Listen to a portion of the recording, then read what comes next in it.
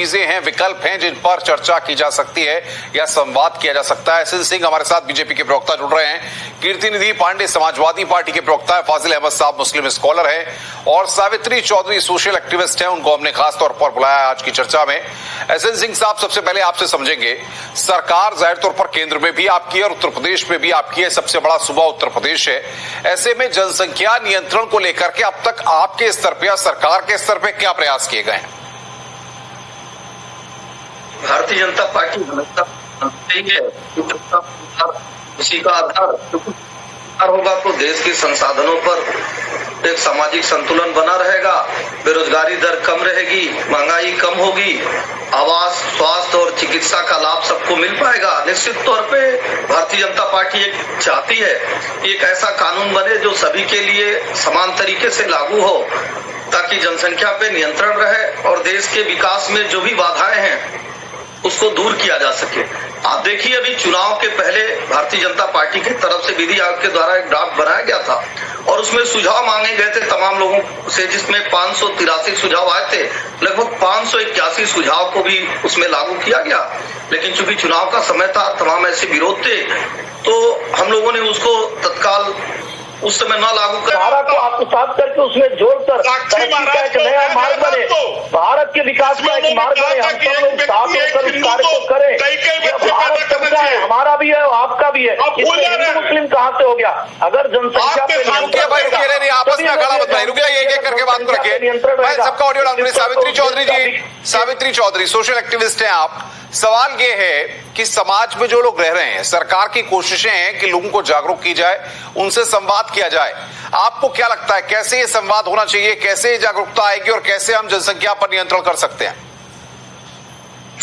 देखिए शिवजी, सबसे पहले तो मैं ये कहना चाहूंगी, जो हमारे चाहे किसी भी पार्टी की हो, इतने बर्निंग इशू पे, जो देश का सबसे बर्निंग इशू है, इस पे बैठकर यहाँ हम आरोप प्रत्यारोप कर रहे हैं। जो अभी हमारे बीजेपी वाले भाई बोल रहे थे, उनको बाकी जो कानून वो लाते हैं वो किससे पूछ कर लाते हैं, जो इस कानून के लिए उनको पूछने की आवश्यकता पड़ रही है। आप जागरूकता की अगर बात कर रहे हैं तो देखिए, जागरूकता की बात आजादी के समय से हमारे देश में शायद अरबों खरबों रुपए जागरूकता पे खर्च हो चुका होगा।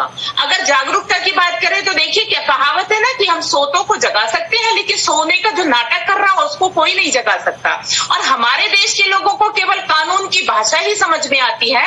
जिस तरह से हम हेलमेट आज अपनी सुरक्षा के लिए नहीं बल्कि कानून के डर से लगाते हैं, तो आप बाकी बिल तो ला सकते हैं, आप किसान बिल ला के थोप सकते हैं, आप सीट बिल ला के थोप सकते हैं, लेकिन इस इतने बर्निंग इशू को, इस मुद्दे को आप कह रहे हैं कि इसके ऊपर बिल नहीं आ सकता। उसके लिए हम जागरूकता अभियान चलाएंगे। जब सरकार हर घर तक बिजली पहुंचा सकती है, हर घर तक सड़क पहुंचा सकती है, गैस पहुंचा सकती है, राशन पहुंचा सकती है, मकान पहुंचा सकती है, जागरूकता कैसे नहीं पहुंचा सकती? या हमें जागरूक नहीं होना है? देखिए, ये मुद्दा अब ऐसा है कि ये कानून के बिना अब इसका कोई हल नहीं है। हम जागरूकता कितनी भी बात कर लें, उससे कोई हल नहीं निकलने वाला है। आप देखिए, आज हमारा तो अभी हमारे योगी जी भी बोल रहे थे कि संतुलन, जनसंख्या नियंत्रण के लिए संतुलन की बात कर रहे थे। हमारा शरीर 5 तत्वों से मिलकर बना है और हमारे इन 5 तत्वों के संतुलन को इस बढ़ती हुई आबादी ने बिगाड़ कर रख दिया। चाहे हम वायु की बात कर लें, चाहे हम जल की बात कर लें, चाहे हम भोजन की बात कर लें, हम किसी भी चीज की बात कर लें, देखिए आज सारी समस्याओं की जड़ आप वकालत कर रही हैं। सवाल यहाँ पर यह, सावित्री जी, मैं समझना चाहूंगा बड़े अदब के साथ आपके साथ, कि आखिर ये कानून कितने प्रभावी तरीके से लागू किया जाना चाहिए, कितना सख्त ये कानून होगा, तब जाकर के एक सख्त मैसेज जाएगा, तब जाकर के जनसंख्या नियंत्रण कानून प्रभावी माना जाएगा? बिल्कुल सख्त कानून बनना चाहिए। 2 चाइल्ड पॉलिसी फॉर ऑल के लिए मैं जनसंख्या समाधान फाउंडेशन की संस्थापक और राष्ट्रीय अध्यक्ष हूँ। हम 6-7 साल से इस विषय पे सरकार से डिमांड कर रहे हैं, हम लोगों को जागरूक भी कर रहे हैं और उसके साथ साथ हम सरकार से डिमांड कर रहे हैं 2 चाइल्ड पॉलिसी फॉर ऑल आप देश में लाइए। देखिए, आप सख्त कानून की बात कर रहे हैं। जब जनसंख्या इसके लिए कानून सख्त आएगा, 2 बच्चे से ज्यादा वाला अगर कोई तीसरा बच्चा पैदा करता है, उसका सीधे सीधे वोटिंग राइट खत्म कर दिया जाना चाहिए। 4था बच्चा कोई करता है, सीधे सीधे जेल का प्रावधान होना चाहिए। 2 बच्चे से ज्यादा वाले को। कीर्तिनिधि पांडे जी, सावित्री जी इस बात को कह रही है, मुख्यमंत्री ने भी जनसंख्या स्थिरता पखवाड़े की शुभारंभ किया है, शुरुआत की है, और सावित्री जी भी उसी बात की वकालत करती हुई दिख रही हैं। क्या आप इनकी बात का समर्थन करते हैं? ऐसा प्रभावी कानून हो सकता है? देखिए, सावित्री जी जो कर रही हैं वो एक अपना संगठन चला रही है, लगातार उस पर काम कर रही हैं, वो उनका डिमांड है।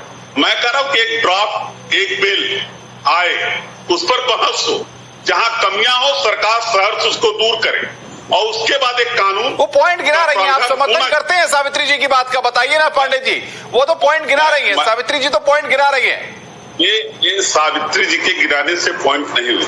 मैं कह रहा हूं सरकार एक ड्राफ्ट बनाए, एक बिल लाए, उस बिल को पार्लियामेंट में, विधानसभा में रख के बहस हो, जहां जो कमियां होंगी उस विपक्ष की बात को भी गंभीरता के करके बड़े बयान सामने आते हैं कि मुस्लिम समाज के जो लोग हैं उनके 8-8, 10-10, 6-6 बच्चे हो जाते हैं, कानून उस पर प्रभावी नहीं होता है और तमाम संगठन इसको लेकर के मुस्लिम समाज को टारगेट भी करते हैं। आपको लगता है कि वाकई में हिंदू मुस्लिम के चश्मे से इस चीज को देखना चाहिए या हमें एक प्रभावी रणनीति पर काम करना है? ना, यही बात है ना, भारतीय जनता पार्टी के लोग आकर के मुसलमान हिंदू पे ही टिक जाते। अरे लालू जी के कितने बच्चे हैं, मुसलमान हैं? बोलिए आप, इस बच्चे ज्यादा है।